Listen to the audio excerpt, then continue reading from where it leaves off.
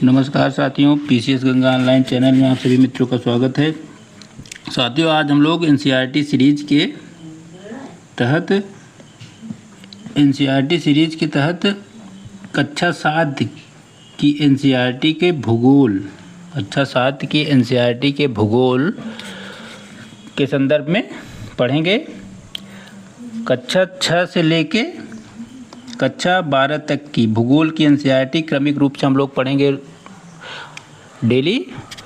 कक्षा 6 की एनसीईआरटी हमने पूरी कर ली है 1-2 वीडियो में, और अब कक्षा 7 की एनसीईआरटी का भूगोल की मुख्य बातें जो हमारी परीक्षा के लिए उपयोगी हैं, ठीक, उन्हीं को लिया गया है। क्योंकि किताब बहुत मोटी होती है एनसीईआरटी की देखते हैं, लेकिन एनसीईआरटी की किताब में आप देखेंगे कहानी के रूप में सारी बातें समझाई जाती है। अब कहानी तो आपको पढ़ना नहीं, आपको कंपटीशन की तैयारी करनी है, तो आपको मुख्य वही बातें पढ़नी है जो परीक्षा में उपयोगी है। तो हमने पूरी एनसीईआरटी को पीडीएफ में मुख्य बातों को निकाल लिया है, वही आपको पढ़ाने का और समझाने का प्रयास कर रहे हैं, याद रखिएगा। चलिए शुरू करते हैं। आप लोगों से बस निवेदन है कि चैनल को सब्सक्राइब करें और शेयर करें, कम से कम लाइक करें, और जो आपकी समस्या है उसको कमेंट में पूछें ताकि हम उस पर कोई वीडियो बना के उस समस्या का समाधान कर सकें। जब तक आप लोग कुछ पूछेंगे नहीं तब तक बातें समझ में नहीं आएंगी। पृथ्वी एक गतिशील ग्रह है। पृथ्वी गतिशील है तो पृथ्वी किसकी परिक्रमा कर रही है? किसकी तुलना में पृथ्वी गतिशील है? सूर्य की, ठीक। तो साथ ही पृथ्वी के अंदर और बाहर निरंतर परिवर्तन होते रहते हैं। अंदर भी परिवर्तन होते रहते हैं, साथ साथ बाहर दोनों भूभागों पे परिवर्तन होते रहते हैं। पृथ्वी की ऊपरी परत को पर्पटी कहा जाता है। पर्पटी पृथ्वी के ऊपरी भाग को कहा जाता है, ठीक। यह सबसे पतली परत होती है। अगर 3 भागों में पृथ्वी के पूरे आंतरिक मतलब केंद्र बिंदु से लेके ऊपर तक के भाग को 3 भागों में बांटा गया, पर्पटी, मेंटल और क्रोड, ठीक। एक बाह्य क्रोड, एक आंतरिक क्रोड, वस्तुतः क्रोड, ठीक। तो सबसे ऊपरी परत जो है पर्पटी, यह सबसे पतली परत है। महाद्वीपीय क्षेत्र मतलब स्थलीय क्षेत्रों पे यह 35 किलोमीटर लगभग मोटाई है, और महासागरों में करीब समुद्री सतह पे 5 किलोमीटर, ठीक। 5 और 35, कहीं कहीं कम ज़्यादा हो सकता है, जरूरी नहीं कि यही आंकड़े हैं। एक अनुमानित और संभावित आंकड़े हैं कि भूभाग पे जो स्थलीय भूभाग है वहाँ 35 किलोमीटर और महासागरीय क्षेत्रों में 5 किलोमीटर इसकी मोटाई होती है। महाद्वीपीय सतह पर मुख्य रूप से सिलिका एल्यूमिना का पर्पटी का निर्माण हुआ, सिलिका और एल्यूमिना का हुआ है, जिसे सियाल कहा जाता है, ठीक। सियाल, सिलिका, एल्यूमिना। महासागर में जब पर्पटी का निर्माण होता है तो वहाँ एल्यूमिना की जगह क्या होता है? मैग्नीशियम। सिलिका तो रहती है। याद रखिएगा, महाद्वीपीय क्षेत्र में पर्पटी के मुख्य 2 खनिज पाए जाते हैं, सिलिका और एल्यूमिना, और महासागर में सिलिका और मैग्नीशियम, जो सीमा का निर्माण करते हैं, ठीक। पर्पटी के ठीक नीचे मेंटल होता है, जिसकी मोटाई लगभग 2900 किलोमीटर होती है, गहराई। सबसे आंतरिक में क्रोड होता है, जिसकी त्रिज्या लगभग 3500 किलोमीटर होती है, ठीक है। सबसे मोटी परत मानी जाती है। यह जो क्रोड है मुख्यतः लोहा और निकिल की बनी हुई, जिसे निफे कहा जाता है। लोहा और निकिल की बनी हुई, जिसे निफे कहा जाता है, निकिल और फेरस, ठीक। केंद्रीय क्रोड में तापमान और दाब काफ़ी उच्च होता है। क्रोड का क्षेत्र है केंद्रीय क्रोड, उसका वहाँ पे ताप और दाब सबसे उच्च होता है। उसका मुख्य कारण है, जब ज्वालामुखी से मैग्मा निकलता है तो तरल के रूप में निकलता है। तो उसी के आधार पे खगोलविदों या भूवैज्ञानिकों ने तर्क निकाला कि पृथ्वी के आंतरिक भाग में जो मैटर है, पदार्थ है, वह द्रवित अवस्था में है।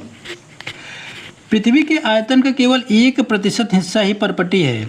84% मेंटल है और 15% क्रोड। देखिए, मोटाई में जो होता है, जिसकी मोटाई होती है, उसमें सबसे ज़्यादा क्रोड है, लेकिन प्रतिशत हिस्सा में पर्पटी 1 है, मेंटल 84 और क्रोड 15। पृथ्वी की त्रिज्या कितनी है कुल? 6371 किलोमीटर, 6371। पृथ्वी की त्रिज्या कितनी है? 6371 किलोमीटर, ठीक।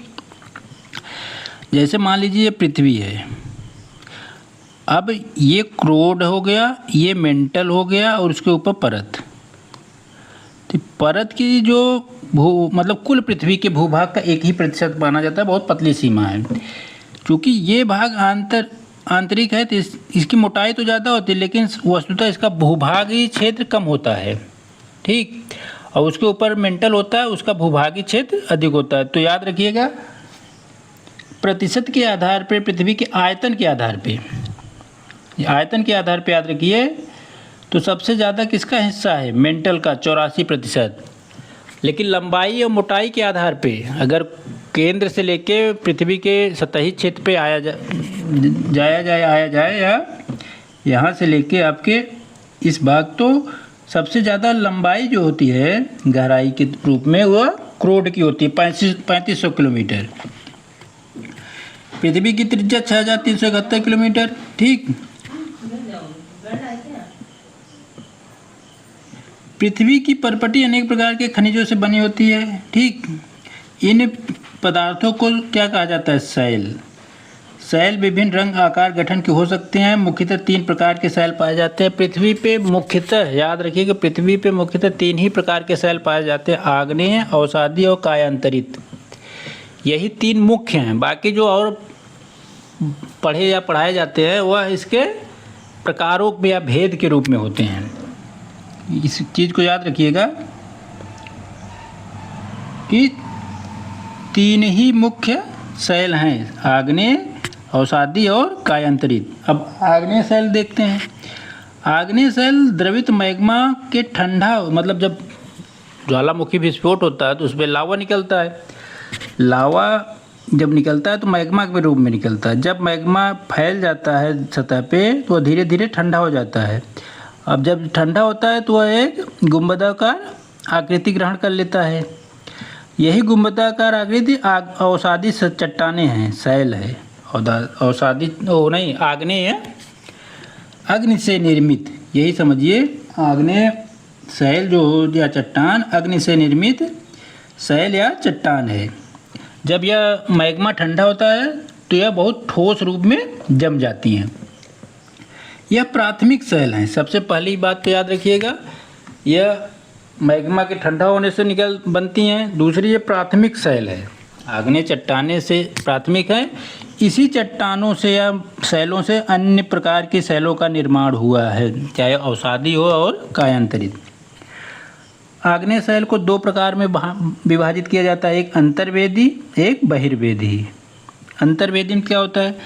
देखिए, जब कोई ज्वालामुखी क्षेत्र है, ठीक, मान लीजिए विस्फोट की कगार पे था, विस्फोट नहीं हुआ, तो पृथ्वी के अंदर ही उसका मैग्मा लावा फैल गया। कभी कभी भूपर्पटी के अंदर ही गहराई में ठंडा हो जाता है, मतलब वह बाहर ना निकल के अंदर ही जम गया। तो जो वहाँ पे सैल या चट्टान बनेगी उसे अंतर्वेदी आग्नेय चट्टान बनेगी। जैसे ग्रेनाइट पत्थर जो खुदाई में पाए जाते हैं, खनिज के रूप में खुदाई होती है पत्थरों के रूप में, तो वो ग्रेनाइट ही अंतर्वेदी आग्नेय सैल हैं, ठीक। और बहिर्वेदी में क्या होता है? जब लावा बाहर पृथ्वी के बाहर निकल आता है, जब बाहर निकल आए पृथ्वी की सतह को तोड़ के और बाहर जाके मैग्मा के रूप में जम जाए, तो यह बहिर्वेदी सैल है, ठीक।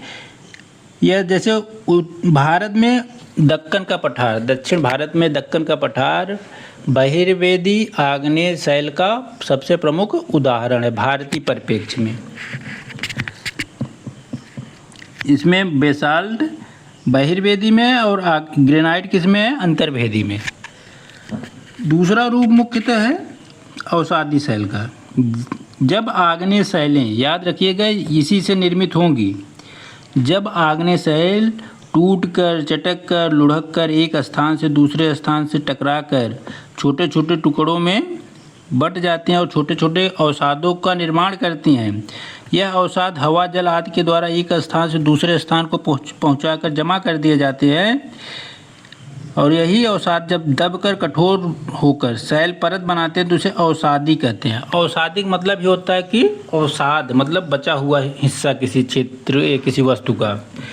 जब आग्नेय शैलों का बचा हुआ हिस्सा टूट कर लुढ़क कर मतलब टूट फूट के एक स्थान से दूसरे स्थान पहुंच जाता है और वहाँ पे जम जाता है धीरे धीरे क्रमशः, तो वह अवसादी शैल कहा जाता है। जैसे बलुआ पत्थर, रेत के दाने। इन शैलों में पौधों, जानवरों, अन्य सूक्ष्म जीवों के जीवाश्म पाए जाते हैं। याद रखिएगा एक चीज़, आग्नेय शैलों में जीवाश्म नहीं पाया जाता है। आग्नेय शैल ऐसी चट्टानें हैं जिसमें जीवाश्म का कोई प्रमाण नहीं मिलता, लेकिन अवसादी और कायांतरित में और जीवाश्मों का प्रमाण मिलता है। बलुआ पत्थर, जीवाश्म पत्थर। अब कायांतरित पत्थर क्या है? अब कायांतरित पत्थर में ये दोनों आ जाएंगे, आपका अवसादी और आग्नेय शैल।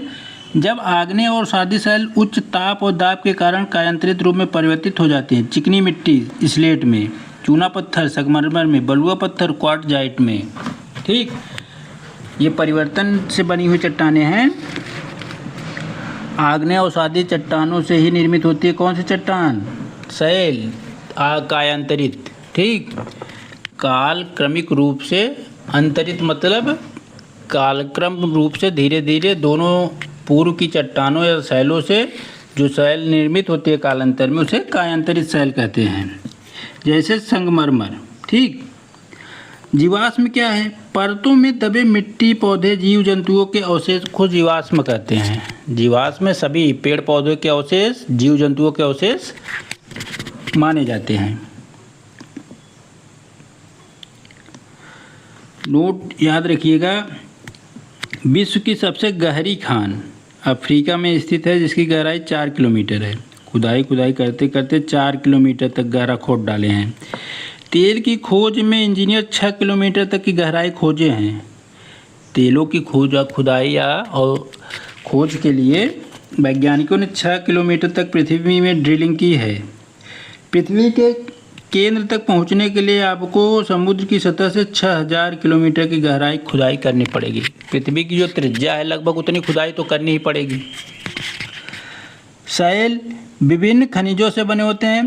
प्राकृतिक खनिज प्राकृतिक रूप से पाए जाने वाले पदार्थ हैं जिनका निश्चित भौतिक गुणधर्म और निश्चित रासायनिक मिश्रण होता है।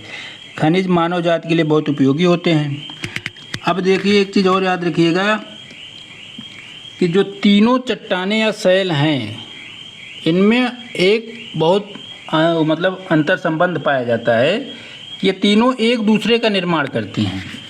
शैल चक्र कहा जाता है उसे। द्रवित मैग्मा जब बाहर होकर निकलता है, ठंडा होता है, तो आग्नेय शैल बनती है, ठीक। यही शैल जब टूट कर अवसाद होकर एक स्थान से दूसरे स्थान के जाके जम जाती है तो अवसादी चट्टान बनती है। और जब उच्च ताप दाब के कारण अवसादी चट्टानें कायांतरित चट्टानों बन जाती हैं। लेकिन कालांतर में जब अत्यधिक ताप और दाब के कारण कायांतरित शैलें पिघल कर एक स्थान से दूसरे स्थान पर जाके पुनः जम जाती हैं तो वही आग्नेय चट्टानों का निर्माण करती हैं। तो याद रखिएगा इस चीज़ को, अगर कभी पूछ ले कथन कारण करके कि आग्नेय शैलों से अवसादी चट्टानों का निर्माण होता है, सही है। अवसादी चट्टानों से कायांतरित चट्टानों का निर्माण होता है, सही है। लेकिन अगर ये पूछ ले कि अवसादी एवं कायांतरित चट्टानों से आग्नेय चट्टानों का निर्माण होता है तो आप दुविधा में पड़ जाएंगे। आप सोचेंगे सबसे प्राथमिक चट्टान तो आग्नेय है, तो आग्नेय चट्टानों का निर्माण बाद वाली चट्टानों से नहीं होगा, होता है। ये बात याद रखिएगा, ये शैल चक्र है, तीनों एक दूसरे से अंतर संबंधित हैं।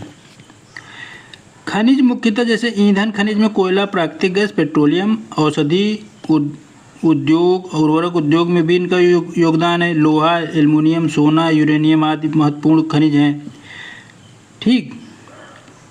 तो इस तरह से हम लोग कक्षा 7 की एनसीईआरटी के मुख्य भाग में मुख्य बिंदु जो थे उसको देखे हैं। अगली कक्षा फिर भूगोल की कक्षा 7 की ही एनसीईआरटी के कुछ भाग हैं जो अध्याय से संबंधित उस पर होगी। तब तक के लिए नमस्कार। आप लोगों से बस निवेदन है कि चैनल को सब्सक्राइब करें और वीडियो को पूरा देखें। साथ ही साथ कमेंट करें कि वीडियो में आपको क्या समझ में नहीं आया या जो और कोई जानकारी पूछना चाहें आप लोग पूछ सकते हैं, ठीक है।